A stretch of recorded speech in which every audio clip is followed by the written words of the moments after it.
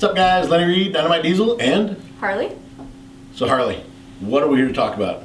We are here to talk about our nozzle install sale. Yeah. All right, guys. So you can drive your truck to a shop that sells our parts. You can buy a set of our nozzles from that shop.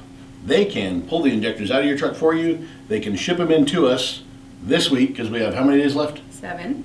7 days left.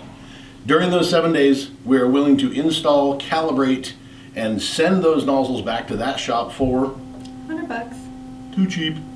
So, last week of the sale, get those injectors in, get it scheduled at your shop. Working with you, if you are just now hearing about the sale, get it scheduled with the shop, get the nozzles bought this week. If the shop can't pull the injectors out for you for a week or two, no big deal, you've already got the nozzles. We already know that you bought the nozzles during these days, these last few days. We're still going to do it for $100. So, therefore, what I'm asking you to do is either pull your injectors out and ship them to us right away, or get into a local shop that you are familiar with, that you enjoy working with, and that sells our parts. Buy a set of nozzles from them, and we're going to install those nozzles for how much?